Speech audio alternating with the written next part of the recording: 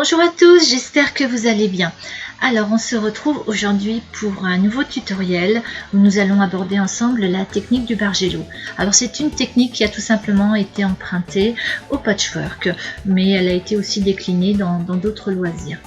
J'ai utilisé de la cernite Glamour puisque je la trouve particulièrement bien adaptée pour ce genre de technique et vous pouvez apercevoir donc les couleurs que j'ai utilisées.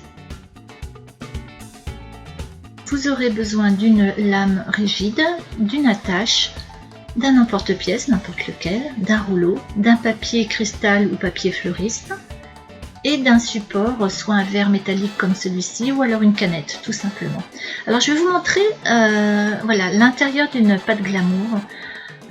Donc elles ressemblent un peu, enfin elles ressemblent, elles sont comme les shiny, elles possèdent des petites particules de mica toutes brillantes.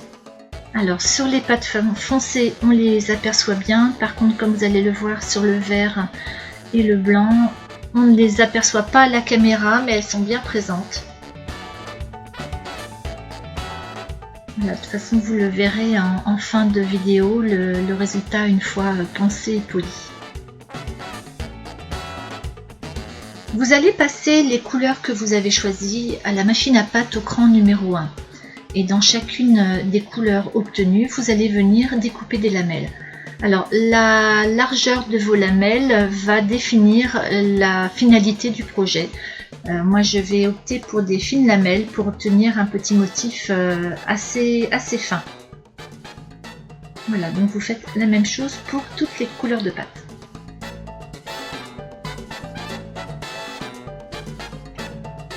Alors essayez bien sûr d'être le plus régulier possible. Mais ce n'est pas chose facile. Alors ensuite vous allez intercaler donc de la façon dont vous le souhaitez, hein, il n'y a pas de règle forcément. Moi je l'ai fait de manière très régulière. J'ai mis une lamelle de chaque couleur et j'ai répété ce motif là jusqu'à obtenir la taille désirée.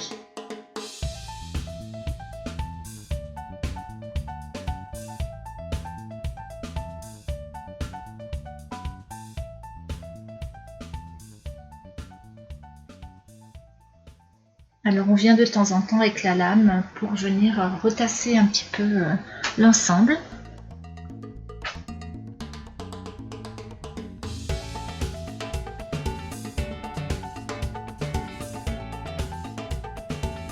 Donc toujours en essayant de rester le plus droit possible.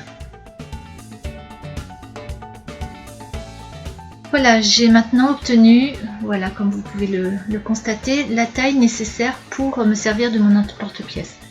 Alors grâce au papier fleuriste, au papier cristal, je vais venir amalgamer le tout, c'est-à-dire je vais venir souder ces petites lamelles pour qu'elles puissent bien tenir ensemble, bien évidemment.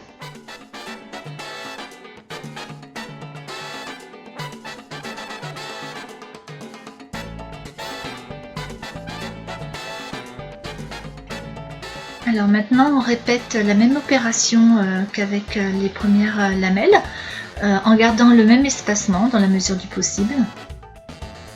Alors vous n'êtes pas obligé de le faire, alors moi je l'ai fait puisque j'ai voulu garder le rythme, donc j'ai fait toutes mes découpes, mais vous pouvez simplement prélever comme vous le verrez tout à l'heure à chaque fois que vous en aurez besoin. Je ne suis pas très claire mais vous allez le voir.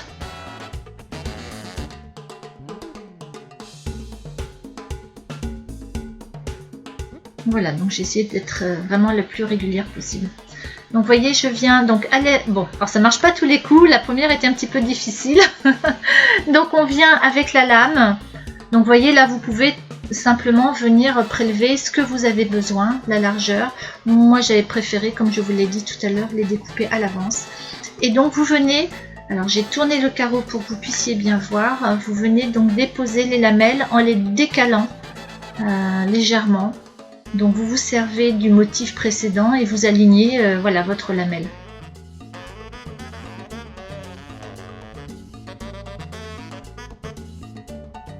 Voilà, et en fait vous répétez l'opération jusqu'à obtenir le motif qui vous plaît.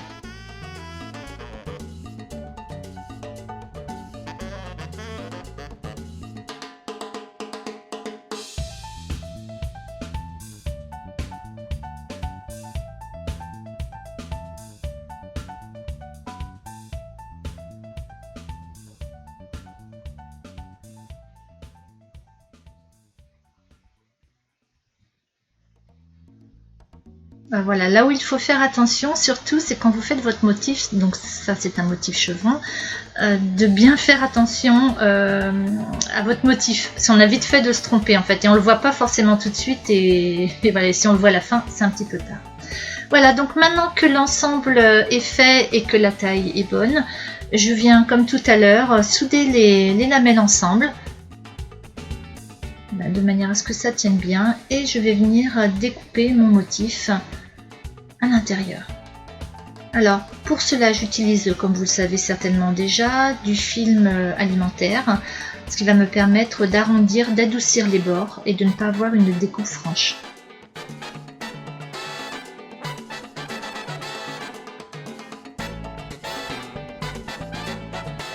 Donc on enlève le surplus, alors surtout on ne jette pas, vous allez pouvoir vous servir de ce qui vous reste pour faire une bague ou pour venir l'intégrer à un autre projet.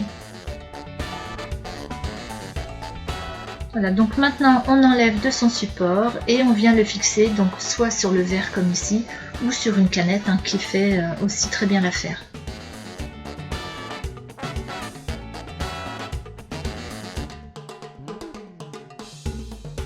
Et vous allez pouvoir le mettre à cuire. Et voilà ce que ça donne. Donc là il est juste brut, je vais vous le montrer tout de suite après, une fois poncé et poli. Donc le voilà. Donc j'aime beaucoup cette technique là de polissage, ponçage polissage, il n'y a pas besoin de vernis et le résultat est très joli. Alors là c'est Lulu, voilà, qui a décidé de venir squatter ma table le temps de la vidéo. Ben, je vous la présente et puis ça fait un petit intermède.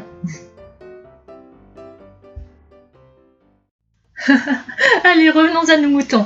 Alors je vais utiliser de la colle Bake and Bond de chez Sculpey.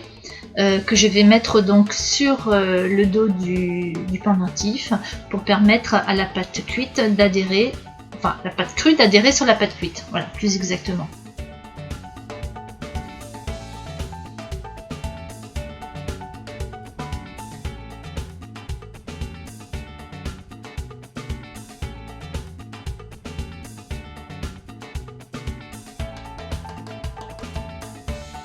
Voilà, j'ai passé préalablement un morceau de pâte au cran numéro 3. 2 ou 3, non 2, au cran 2, pardon, excusez-moi. Et donc je le positionne au dos de la pièce et je viens insérer mon attache. Alors vous pouvez préalablement le coller avec de la super glue, ça sera peut-être un petit peu plus sûr d'ailleurs. Et ensuite je vais venir à l'aide d'une lame couper l'excédent. Alors je le coupe légèrement en biais vers l'intérieur. Et comme vous allez le voir ensuite, je vais vous laisser regarder, je vais venir le texturer avec un carré de mousse.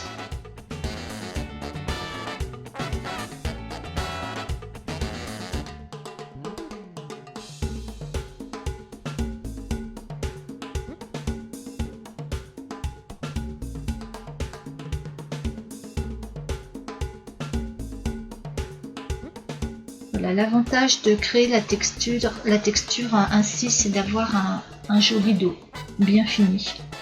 Je le répète à chaque fois, mais c'est très important d'avoir de jolies finitions.